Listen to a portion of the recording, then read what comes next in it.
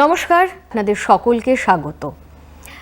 আমরা জানি যুগ যুগ ধরে বসন্তের আগমনে গাছে গাছে ঘটে রঙিন ফুলের সমাহার, আর সেই ফুলের সুবাসে উড়ে আসে মৌমাছি, ভোমরা, বিভিন্ন পতঙ্গরা।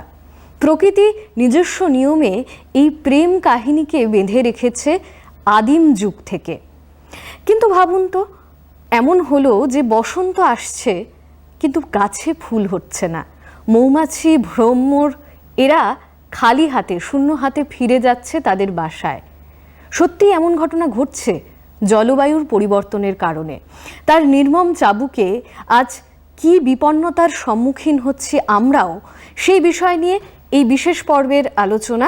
আমাদের সঙ্গে এই মুহূর্তে স্টুডিওতে উপস্থিত আছেন ওয়েস্ট বেঙ্গল স্টেট ইউনিভার্সিটির প্রফেসর, জুলজি ডিপার্টমেন্টের স্যার নারায়ণ ঘরাই। নমস্কার স্যার, আপনাকে স্বাগত আমাদের স্টুডিওতে। আপনি তো দীর্ঘদিন স্যার এই বিষয়টি নিয়ে কাজ করেছেন যে গাছেদের সঙ্গে কীটপতঙ্গদের কি সম্পর্ক। আপনি সেখানে পরাগ মিলনের এই প্রাকৃতিক ঘটনাটা চিরন্তন সত্য হিসাবে আমরা যেটাকে জানি সেটাও দেখেছেন, প্রত্যক্ষ করেছেন। আমাদের দর্শকদের জন্য যদি একটু সহজভাবে ঘটনাটা বুঝিয়ে দেন। যে সম্পর্কের কথা এখানে বলা হচ্ছে এটি অতি আদিম সম্পর্ক। প্রায় 13 কোটি বছর আগে আমাদের এই পৃথিবীতে সপুষ্পক উদ্ভিদের আগমন ঘটে। ফুলের সঙ্গে সঙ্গে ফুলকে ভালোবেসে ফেলেছিল বেশ কিছু প্রাণী, বেশ কিছু আমাদের চিরপরিচিত পতঙ্গ, এবং সেই পতঙ্গরা ফুল থেকে তাদের নির্দিষ্ট কতগুলো সম্পদ সংগ্রহ করত। অন্যতম সম্পদ হলো খাদ্য। অতি সুমিষ্ট, যাকে আমরা বলি পুষ্পরস, সেই রস আস্বাদনের জন্যই এদের আগমন হয় ফুলের উপর। তারপর থেকে শুরু হয়েছে সেই সহযাত্রা। আজ পর্যন্ত আমরা সেই যাত্রার সাক্ষী হতে পেরেছি মানব সভ্যতা। এর ফলে সত্যি অনেক কিছু আমাদের জানা আছে। সেই জানার বিষয়গুলো আজকে আমরা এখানে আলোচনা করব। স্যার, এই যে আপনি বললেন যে এটা আদিমতম প্রকৃতির একটা সম্পর্ক, আমরা জীববিজ্ঞান বইতে পড়েছি যে মৌমাছিরা যাচ্ছে, মধু সংগ্রহ করছে এবং তারা একটা চাক তৈরি করছে। কিন্তু শারীরিক গঠনের পার্থক্য অনুযায়ী মৌমাছিদের যেমন বিভিন্ন ভাগ আছে, পতঙ্গদেরও রয়েছে, এবং ফুলেরও আকৃতি আলাদা আলাদা হচ্ছে এই মৌমাছির মধু সংগ্রহের সঙ্গে। এই দুটো কিভাবে সম্পর্কযুক্ত সেটা যদি একটু বুঝিয়ে বলেন। ফুলের অনেকগুলো চরিত্রগত বৈশিষ্ট্য রয়েছে। তার গন্ধ, তার রং, তার পাপড়ির বিন্যাস, এই সব মিলে কখনো কখনো বিশেষ পতঙ্গের জন্য সেই ফুল নির্দিষ্ট থাকে। আবার কিছু কিছু ফুলের এমন কিছু চরিত্র থাকে যে সে সব রকম পতঙ্গ ও প্রাণীকে আকৃষ্ট করতে পারে এবং তার প্রয়োজনীয় রসদটুকু পৌঁছে দিতে পারে তার কাছে। তো এই জায়গা থেকে দাঁড়িয়ে আমরা দেখেছি যে একই রকম ফুল একাধিক গঠনের পতঙ্গকে যেমন আকর্ষণ করে, আবার নানা রকম ফুল মূল যে রসদ, সেই রসদ বিতরণ করে নানা পতঙ্গ যে গঠন এবং আকৃতি আছে, সেই আকৃতির বিন্যাস তারা নির্বাচন করে এইভাবেই। স্যার, আমরা তো জানি যে পরাগ মিলন পদ্ধতিতে পুষ্পরস সংগ্রহ করতে গিয়ে সেই পরাগ রেণুগুলো ফুলের অন্য একটি ফুলের ওপর চলে যাচ্ছে, স্থানান্তরিত হচ্ছে, এবং তার ফলে সেখান থেকে আমাদের খাদ্যশস্য বা ফলমূল এগুলো তৈরি হচ্ছে। এটা একেবারে প্রাথমিক একটা ধারণা পরাগ মিলনের। কিন্তু এক্ষেত্রে এমন অনেক জীব বা পতঙ্গ রয়েছে যাদেরকে আমরা একটু ঘৃণার স্তরে দেখি। যেমন আমি উল্লেখ করতে পারি ইঁদুরের কথা, বা অপকারী জীব হিসাবে আমরা মাছিদের উল্লেখ পাই, যারা শুধুমাত্র কলেরা ছড়ায় এই হিসাবেই পরিচিত। বা বাদুড়ের কথা বলতে পারি, তাদেরকেও একটা ভয়ঙ্কর জীব হিসাবে দেখানো হয়। কিন্তু এরাও কোনোভাবে পরাগ মিলনের ক্ষেত্রে একটা গুরুত্বপূর্ণ ভূমিকা পালন করছে এবং সহযোগিতা করছে। সেটা যদি একটু বিস্তারিতভাবে আমাদের জানান। হ্যাঁ, বেশ কিছু প্রাণী এবং পতঙ্গ আমাদের কাছে বিরক্তিকর, এবং কখনো কখনো আমরা তাদের দাগিয়ে দিই ক্ষতিকারক প্রাণী হিসেবে, কিন্তু অলক্ষ্যে আমাদের এই বাস্তুতন্ত্রে তাদের একটি সুনির্দিষ্ট অবদান রয়েছে এবং নিঃশব্দে তারা সেই কাজটুকু করে চলেছে। যেমন আলোচনার মধ্যে ভেসে এলো যে আমরা জানতে পারলাম যে ইঁদুর, এই ইঁদুরের আবার বিভিন্ন রকম ধরন রয়েছে, মেটে ইঁদুর, গেছো ইঁদুর। এই মেটে ইঁদুর বা গেছো ইঁদুর এরা নানা রকম বড় বড় গাছের যখন আমরা পত্রবিন্যাস এবং ফুল যখন ফোটে সেই সময় তারা নানা রকম রসদ সংগ্রহ করে এবং সেই রসদ সংগ্রহের সময় এদের যে লোমুস গায়ের উপরে বেশ কিছু পরাগ রেণু জড়িয়ে নেয় এবং সেগুলো সে অন্য ফুলের উপর, যা তার যে স্ত্রী অঙ্গ আছে তার উপর সে ওগুলোকে প্রতিস্থাপন করে। এইভাবে এরা অলক্ষ্যে আমাদের যে পরাগ মিলনের একটি গুরুত্বপূর্ণ ভূমিকা পালন করে। এবং এই যে পতঙ্গরা থাকছে, তাদের একটা নির্দিষ্ট আবাসস্থল রয়েছে। অনেক ক্ষেত্রেই দেখা যায় যে তারা ঝোপঝাড় এইসবের মধ্যে থাকতে পছন্দ করে বা মাটির কাছাকাছি অঞ্চলে তারা থাকতে পছন্দ করে। সেই জায়গাগুলোকে আমরা পরিষ্কার করে দিচ্ছি, সরিয়ে দিচ্ছি। তো এইটা তাদের জন্য কতটা সমস্যার সম্মুখীন হচ্ছে তারা এক্ষেত্রে? প্রতিটি ঝোপঝাড়, অরণ্য, পতঙ্গ শুধু নয়, অন্যান্য যে পরাগবাহী প্রাণী আছে তাদের মুখ্য আবাসস্থল। সেই ঝোপঝাড়গুলোকে আমরা নির্বিচারে জেনে বা না জেনে পরিষ্কার করে ফেলি, লোপাট করে ফেলি। সঙ্গে সঙ্গে কিন্তু আমাদের এই যে উপকারী পরাগবাহী প্রাণী বা পতঙ্গদের আমরা নিঃশব্দে ধ্বংস করতে থাকি। অতএব এসব ব্যাপারে আমাদের একটু সচেতন থাকতে হবে। বিশেষ করে দেখবেন যে ঝোপঝাড়ের ভেতরের যে ছায়া এবং আর্দ্রতা এবং সুনির্দিষ্ট একটি তাপমাত্রা বজায় রাখার ক্ষমতা রয়েছে, সেগুলো কিন্তু অন্য কোনো ঝোপঝাড় ছাড়া অন্য কোনো জায়গাতে আমরা সেটা পাবো না। তো সেই দিক দিয়ে আমাদের চিন্তা এবং মানুষে এইটুকু জিনিস থাকা দরকার যে অতি তুচ্ছ ঝোপঝাড়ও আমাদের অতি উপকারী একটি সম্পদ এবং সেটা মাথায় রেখেই আমাদের এগোনো উচিত এবং এই সম্পদগুলিকে সংরক্ষিত করা উচিত। জলবায়ুর পরিবর্তন কি পরাগ মিলনকারী পতঙ্গদের সঙ্গে উদ্ভিদের যে সম্পর্ক তাকে ভেঙে দিচ্ছে কিনা, এই আলোচনায় আমরা ছিলাম। স্যার, খুব সম্প্রতি একটা উদাহরণ যদি আমরা দেখি যে মানভূম অঞ্চলে অনেকেই ঘুরতে যান বসন্তকালে তার পলাশের শোভা, শিমুলের শোভা দেখবার জন্য, কিন্তু এই বছর যেটা লক্ষ্য করা গেছে যে অতিরিক্ত বর্ষণ বা খামখেয়ালি বৃষ্টির জন্য অনেক ক্ষেত্রেই গাছে পলাশ ফুল দেখা যায়নি, বা দেখা গেছে যে ফুলটা ফুটলেও ঝরে পড়ে গেছে, নষ্ট হয়ে গেছে। তো সেক্ষেত্রে এই যে জলবায়ুর পরিবর্তন বা দিনের দৈর্ঘ্যের পরিবর্তন, এই সব কিছু কোথাও গিয়ে কি এই পরাগ মিলনের সম্পর্কের উপর কোনো প্রভাব ফেলছে? পরিবেশের বিভিন্ন রকম যে সংকেত, বিশেষ করে তার আলো, তাপমাত্রা, আর্দ্রতা, এই সব সম্পর্কিত যে সংকেতগুলো অতি সূক্ষ্মভাবে প্রাণী এবং উদ্ভিদের উপর প্রভাব ফেলে।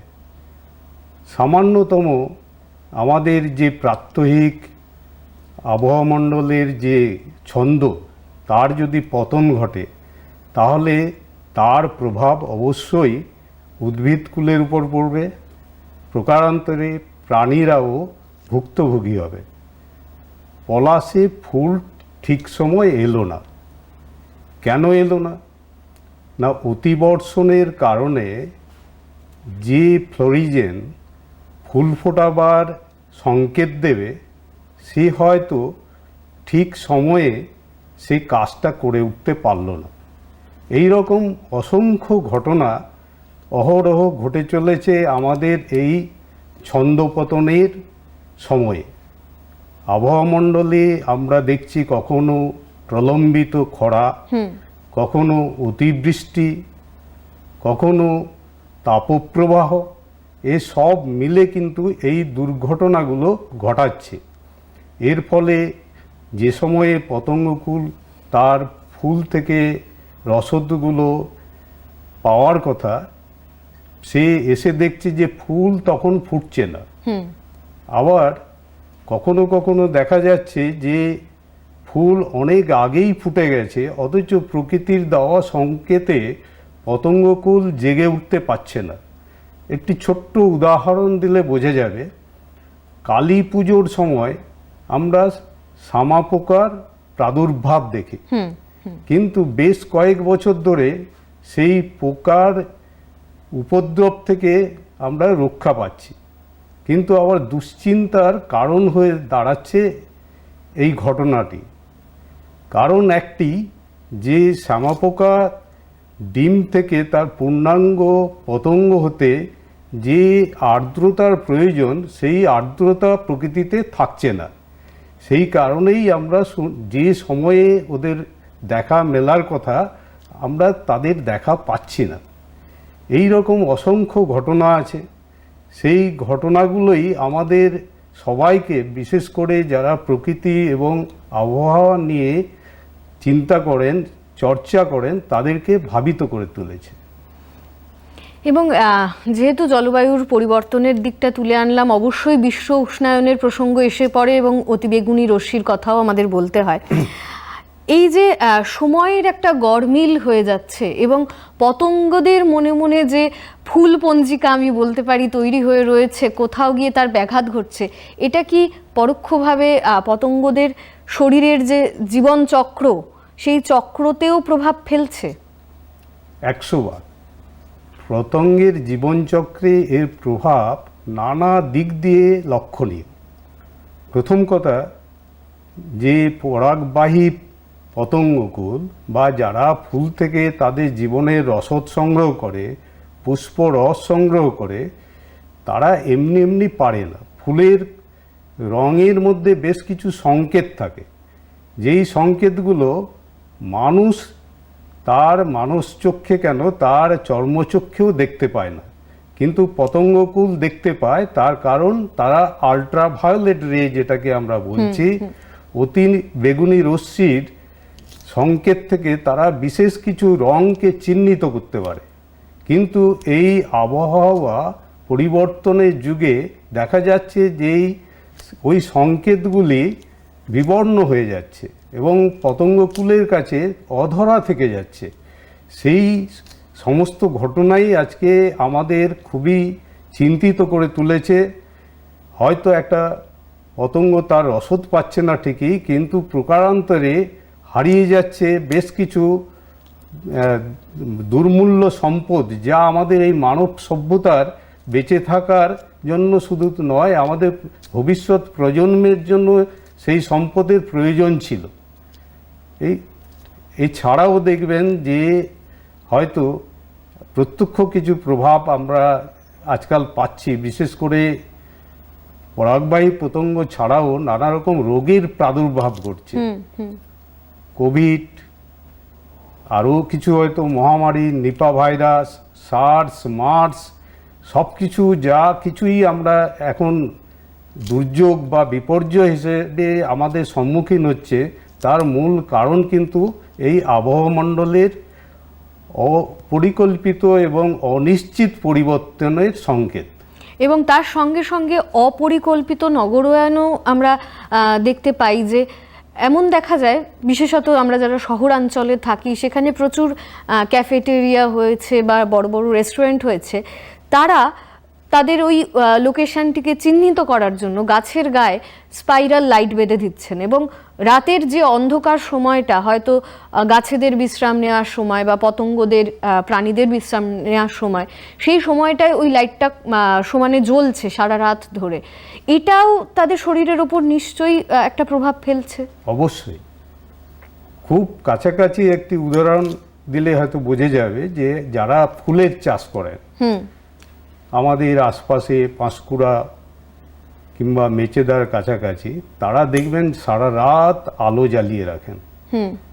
কারণ এই প্রকৃতির যে আলোকিত সময়, তার সীমা যদি বাড়িয়ে দেওয়া যায়, তাহলে বেশ কিছু গাছের ফুল ফুটতে দেরি করবে। এবং সুনির্দিষ্ট সময়ে আবার সেই আলোক পিরিয়ড বা যেটাকে আমরা বলি যে আলোক দৈর্ঘ্য, সেটাকে কমিয়ে দেওয়ার পরে সেই ফুলগুলি তারা হস্তগত করতে পারবেন। ব্যবসায়িক কারণে সেটা করা হচ্ছে। আবার আমাদের নান্দনিক একটা চিন্তা ভাবনা থেকে আমরা অযথা আলো জ্বালিয়ে রাখি, নানা রঙের আলো জ্বালিয়ে রাখি, এবং তাতে পশু পাখি আমাদের যে পরাগবাহী পতঙ্গ তাদেরও নানা রকম আমরা ক্ষতি করছি। কারণ প্রকৃতির যে স্বাভাবিক সংকেত, সূক্ষ্ম সংকেত, সেগুলোর ছন্দপতন ঘটছে। এই জায়গা থেকে দাঁড়িয়ে অবশ্যই এগুলো খুব সুচিন্তিতভাবে ব্যবহার করা উচিত এবং যথাসম্ভব এগুলো বন্ধ করা উচিত। এবং অনেক ক্ষেত্রেই দেখা যায় যে আমরা বিভিন্ন বনের আশেপাশের জমি পরিষ্কার করে তাতে চাষাবাদ করছি, সেখানে যারা আদি বাসিন্দা ছিলেন তারা হয়তো ওই বন থেকেই তাদের নিজেদের খাদ্য রসদ জোগাড় করত, যেটা এখন আর করতে পারছেন না চাষবাস করার কারণে। বহু প্রজাতিও ওখান থেকে স্থানান্তরিত হয়ে হয়তো অন্য কোথাও চলে যাচ্ছেন। তো খাদ্য সংকট বা খাদ্য নিরাপত্তা আগামী দিনে পরাগ মিলন কমে গেলে বা বীজের অঙ্কুরোদ্গম কমে গেলে কি প্রভাব ফেলতে পারে?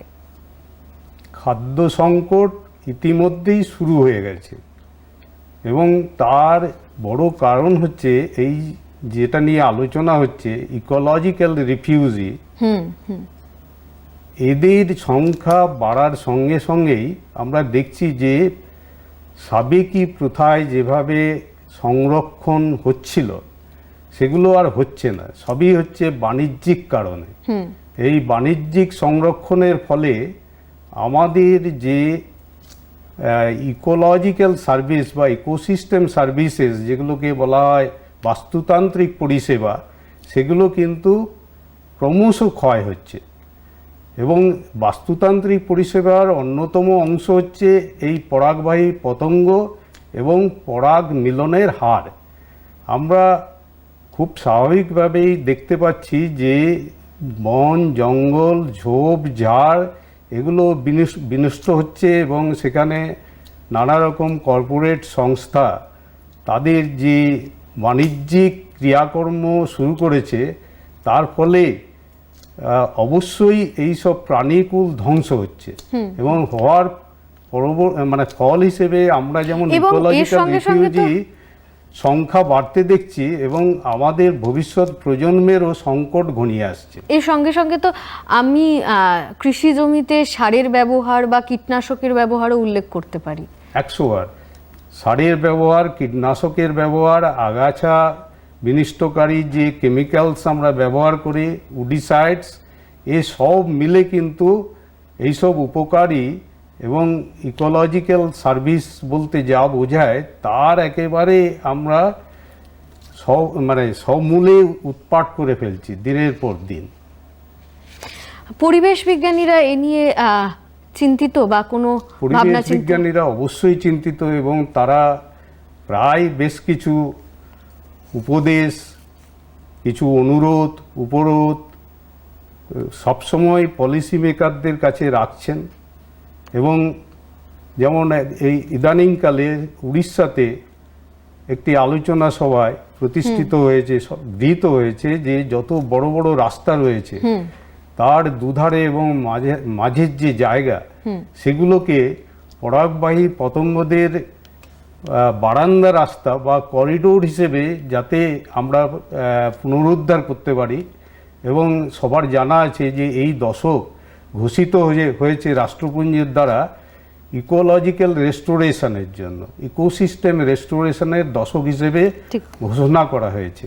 এই সব কিন্তু একটাই উদ্দেশ্য যে এই ইকোসিস্টেম সার্ভিসগুলোকে আমরা যাতে আবার আগের অবস্থায় ফিরে পাই। একেবারেই আমাদের কিন্তু মাথায় রাখতে হবে সেই গানের লাইন, অলিরও কথা শুনে বকুল হাসে। সুতরাং অলির কথা বকুলকে কিন্তু শোনাতেই হবে, কারণ পরাগ মিলন বন্ধ হয়ে গেলে আগামী আমাদের অনেকখানি অনিশ্চিত হয়ে যাবে। এ বিষয়ে পরিবেশ বিজ্ঞানীরা তো সচেতন করবেনই, তার সঙ্গে সঙ্গে আমরা যারা সাধারণ মানুষ রয়েছি, আমাদের যে ব্যবহারিক জীবন, সেই জীবনেও আমরাও সচেতন হব, এই আশা নিয়ে এখানেই শেষ করছি। আপনারা সকলে ভালো থাকবেন, সুস্থ থাকবেন। নমস্কার।